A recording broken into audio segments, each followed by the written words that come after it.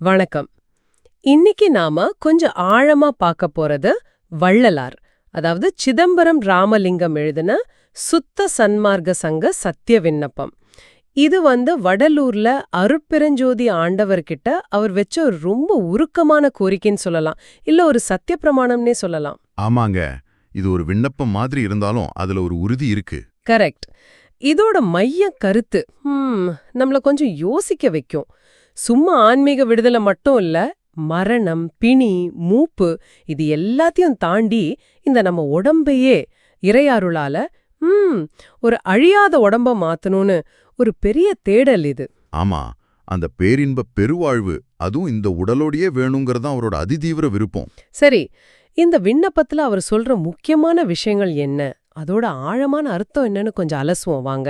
முதல்ல அவரோட நோக்கம் ரொம்ப தெளிவா இருக்கு இல்லையா? ரொம்ப ரொம்ப தெளிவா. மரணம், பிணி, மூப்பு, பயம், துன்பம் இது எதுவுமே இல்லாம பண்ணணும். அதோட இந்த உடலையே நித்திய தேகமாக்கணும். அப்புறம் தடைபடாத பேரின்ப சித்தி பெருவாழ்வு கிடைக்கணும். இதுதான் இலக்கு. இது சும்மா ஒரு ஆசை இல்ல. இல்லவே இல்ல, அதுதான் முக்கியம். இது சத்தியமான அதிதீவிர விருப்ப முயற்சின்னு அவரே சொல்றாரு. இத அடைஞ்சே ஆகணும்னு ஒரு பெரிய உறுதி. சரி, அந்த உறுதியை வச்சு அவர் என்ன வழி சொல்றார்? மனுஷனோட முயற்சியால மட்டும் இது நடந்துருமா? அதுதான் இதுல உள்ள சுவாரஸ்யமே.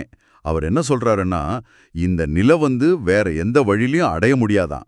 எல்லாம் வல்ல இறைவனோட திருவருட் சுதந்திரம், அதாவது அந்த தெய்வீக சக்தி, அதனால மட்டும்தான் இது சாத்தியம்னு அவருக்கு இறையருளால தெரிய வந்ததா சொல்றாரு. ஓ, அப்போ இது நம்ம சக்திக்கு அப்பாற்பட்டதுன்னு அவர் உணர்ந்திருக்கார். ஆமா, நம்ம முயற்சி வேணும், ஆனா அந்த அருள் இல்லாம இது நடக்காது.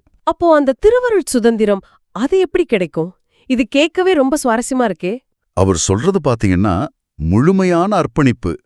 மனுஷனுக்கு இயல்பா சில உரிமைகள் இருக்கு இல்லையா? ஆமா, நம்ம உடம்பு மேல, நம்ம பொருள் மேல. அதேதான் தேக சுதந்திரம், நம்ம உடல் மேல உள்ள உரிமை.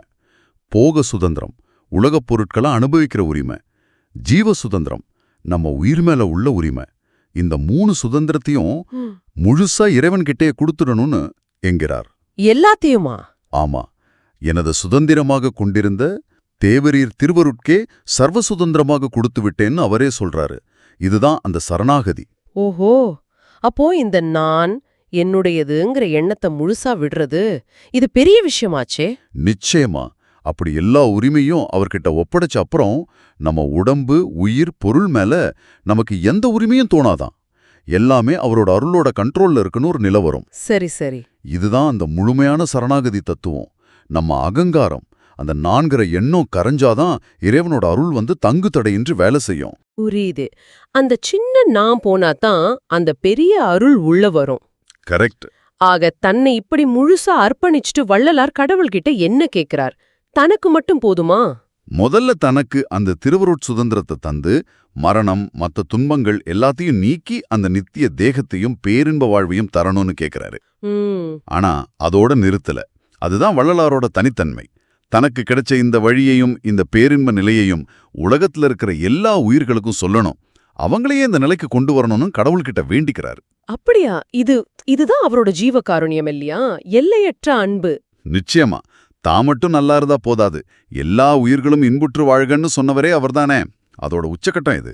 ஆமா, ஒரு தனிப்பட்ட மோட்சம் இல்லாம ஒரு கூட்டு விடுதலை மாதிரி கேக்குறார். சரிதான். ஆஹா, இந்த சத்திய விண்ணப்பத்தை நம்ம சுருக்கமா எப்படி பார்க்கலாம்?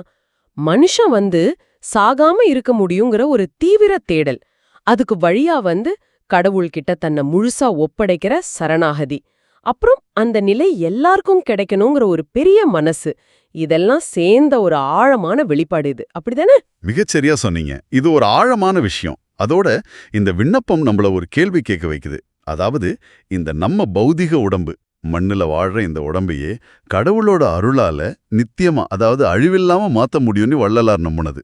அது ரொம்ப புரட்சிகரமான கருத்து இல்லையா? ஆமா, நிச்சயமா. உடல்ங்கிற இந்த எல்லையை தாண்டி அருளால ஒரு நித்திய நிலை அடைய முடியும்னு நீங்க என்ன நினைக்கிறீங்க? இந்த ஆழமான கேள்வியோட இன்னைக்கு நம்ம நிறைவு செய்வோம்.